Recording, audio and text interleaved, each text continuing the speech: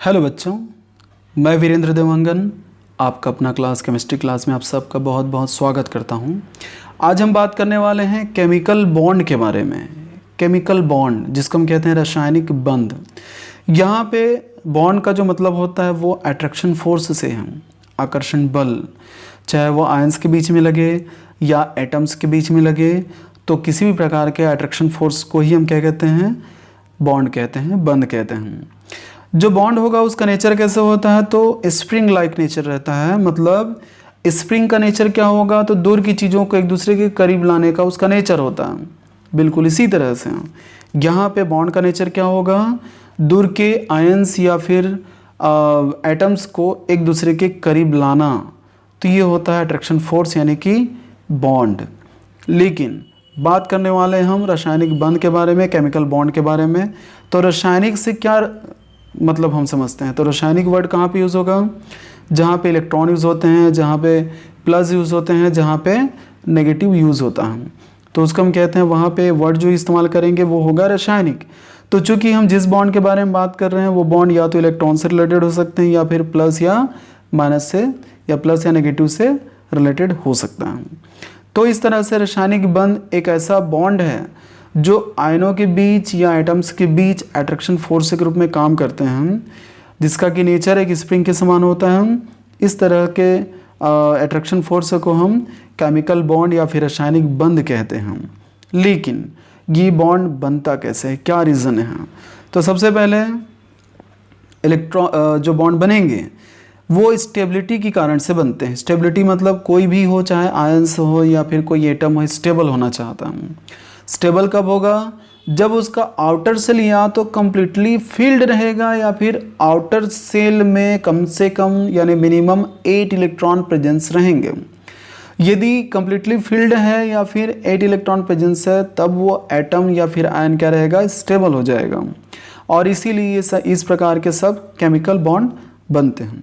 यहाँ पे जो बॉन्ड बनेगा वो या तो इलेक्ट्रॉन की शेयरिंग से बनेगा या फिर इलेक्ट्रॉन के ट्रांसफर से बनेगा।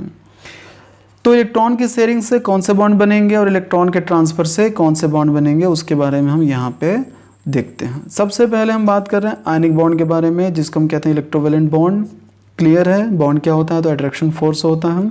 और आयनिक मतलब जो अट्रैक्शन फोर्स आयंस के बीच में काम करे, तो उसको हम कहते हैं आयनिक बॉन्ड या फिर इलेक्ट्रोवैलेंट बॉन्ड भी कहते हैं। मतलब ये कि आयंस जो होते हैं उसमें पॉजिटिव और नेगेटिव चार्जेस जो होते हैं, जितनी संख्या में होते हैं उनकी संख्या को ही हम विद्युत संयोजकता कहते हैं उस आयन का। या फिर उनके बीच में जो अट्रैक्शन फोर्स काम करेगा उसको हम इलेक्ट्रोवैलेंट बॉन्ड कहते हैं। एग्जांपल के तौर पे sodium plus and Cl negative. तो यहाँ पे पॉजिटिव एक केटायन है, दूसरा एनायन है, यानी कि पॉजिटिव एंड नेगेटिव के बीच में जो अट्रैक्शन फोर्स काम करेगा उसी अट्रैक्शन फोर्स को हम क्या कहते हैं, आयनिक बॉन्ड कहते हैं। क्या बन गया, NaCl बना और दोनों के बीच में जो अट्रैक्शन फोर्स है वो कौन सा है, आयनिक बॉन्ड है। तो ये आयनिक बॉन्ड है। नेक्स्ट जो होगा, अच्छा ये जो आयनिक बॉन्ड बना कैसे बना, तो इलेक्ट्रॉन के ट्रांसफर से बना हुआ है। ये इलेक्ट्रॉन के ट्रांसफर से इन्होंने दिया तो इस पर चार्जेस कौन से आ गए, पॉजिटिव, और इन्होंने लिया तो चार्जेस कौन से आ गए, नेगेटिव। तो पॉजिटिव और नेगेटिव के बीच में जो अट्रैक्शन फोर्स काम करेगा उसको हम आयनिक बॉन्ड कहते हैं। सेकेंड है कोवेलेंट बॉन्ड। अब ये कोवेलेंट बॉन्ड क्या होता है, तो कोवेलेंट बॉन्ड क्या होगा, तो ऐसा बॉन्ड जो इलेक्ट्रॉन की शेयरिंग से बनता है, इलेक्ट्रॉन की साझेदारी से बनता है, तो उस तरह के बॉन्ड को हम क्या कहते हैं, कोवेलेंट बॉन्ड कहते हैं। ये जो कोवेलेंट बॉन्ड है नॉन मेटल में बनते हैं। नॉन मेटल मतलब पी ब्लॉक के एलिमेंट्स में, जिसको हम क्या कहते हैं, अधातु भी कहते हैं। ऐसे पी ब्लॉक के एलिमेंट्स जिनकी इलेक्ट्रोनेगेटिविटी बहुत हाई होती है, यानी विद्युत ऋणता बहुत अधिक होता है। विद्युत ऋणता मतलब इलेक्ट्रॉन खींचने की क्षमता। जब इलेक्ट्रॉन खींचेगा तब उस एलिमेंट पे क्या चार्जेस लग जाएंगे, नेगेटिव। ठीक है, तो यहाँ पे नेगेटिव या पॉजिटिव के बीच में कोई बॉन्ड या अट्रैक्शन फोर्स काम नहीं करेगा, बल्कि यहाँ पे क्या है, दो पी ब्लॉक के जो एलिमेंट्स हैं जिनकी की इलेक्ट्रोनेगेटिविटी बहुत हाई है, उसमें से ना तो कोई देगा ना ही कोई लेगा, बल्कि दोनों क्या करेंगे, इलेक्ट्रॉन की शेयरिंग करेंगे, साझेदारी करेंगे, और इसी से जो बॉन्ड बनता है उसको हम कहते हैं कोवेलेंट बॉन्ड। तो यहाँ पे हाइड्रोजन जो कि एक एस ब्लॉक का एलिमेंट है, फिर भी इसका नेचर पी ब्लॉक के जैसे रहता है, नॉन मेटल के जैसे रहता है। इसमें इलेक्ट्रॉन देने का नेचर कम और लेने का नेचर अधिक रहता है। इसलिए यहाँ पे हाइड्रोजन जब कार्बन से जुड़ेगा तो दोनों के बीच में इलेक्ट्रॉन की शेयरिंग होगी, साझेदारी होगी। कोई देगा ना ही कोई देगा और ना ही कोई लेगा, बल्कि इलेक्ट्रॉन की यहाँ पे शेयरिंग होगी। और इसी अट्रैक्शन फोर्स को हम क्या बोलेंगे? कोवेलेंट बॉन्ड कहते हैं। जब कोवेलेंट बॉन्ड बनेगा तो इस तरह से क्या बन जाएंगे? CH4 यानी कि मीथेन बन गया।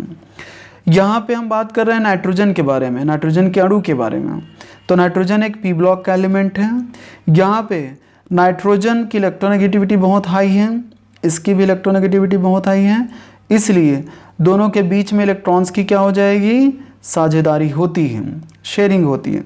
इस तरह से इन इलेक्ट्रॉनों पर इसका भी अधिकार होगा और इन इलेक्ट्रॉनों पर इसका भी अधिकार होगा। इस तरह से ये इनके लास्ट सेल के 3 इलेक्ट्रॉन, इनके लास्ट सेल के 3 अनपेड इलेक्ट्रॉन्स, दोनों ये जो इलेक्ट्रॉन्स हैं दोनों के बीच में रहेंगे। जब दोनों के बीच में रहेंगे तब ये भी स्टेबल होगा और ये भी स्टेबल होगा। कुल मिला के जो N2 बनेगा, जो मॉलिक्यूल बनेगा, ये भी स्टेबल हो जाएगा। ठीक है, तो इस तरह से कोवेलेंट बॉन्ड बनते हैं। अब नेक्स्ट हम आते हैं कोऑर्डिनेट बॉन्ड पे। ये कोऑर्डिनेट बॉन्ड क्या होता है? तो कोऑर्डिनेट बॉन्ड को हम क्या कहते हैं? उपसहसंयोजी बंध भी कहते हैं। यहाँ पे ये बॉन्ड बनने की क्या कंडीशन है कि किसी एक ग्रुप के पास lone pair of electron presence होना चाहिए। लोन पेयर ऑफ इलेक्ट्रॉन क्या होते हैं? तो ये ऐसे युग्म इलेक्ट्रॉन होते हैं जिनको हम अलग अलग नहीं कर सकते। जब अलग अलग नहीं कर पाएंगे तो उसको हम कहते हैं लोन पेयर ऑफ इलेक्ट्रॉन। तो यहाँ पे हमारे पास 2 ग्रुप हैं, एक को हम कहते हैं अमोनिया और एक को हम कहते हैं BF3 यानी कि बोरान ट्राईफ्लोराइड। तो यहाँ पे NH3 के नाइट्रोजन के पास lone pair of electron presence हैं जो कि डोनर के रूप में काम करेगा। मतलब ये अपने इलेक्ट्रॉन को क्या करेगा? BF3 को डोनेट करेगा।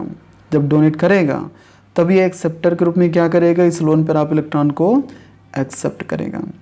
तो इसको हम एरो के साइन से रिप्रेजेंट करते हैं, यानी कि अमोनिया से इलेक्ट्रॉन BF3 की तरफ मूव कर रहे हैं।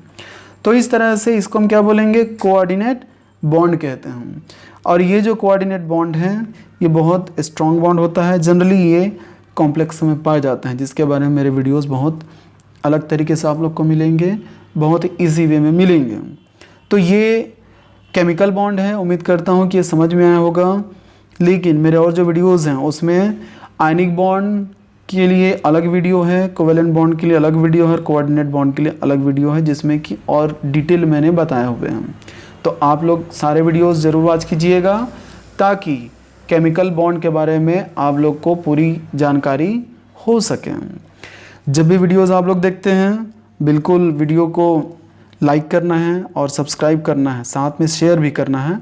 लेकिन इन सब के साथ नोट्स भी बनाते चलना है ताकि एक पूरा का पूरा जो नोट्स हैं आप लोग के पास कलेक्ट हो सके, ताकि आप लोग को इन फ्यूचर स्टडी करने में बहुत इजी हो।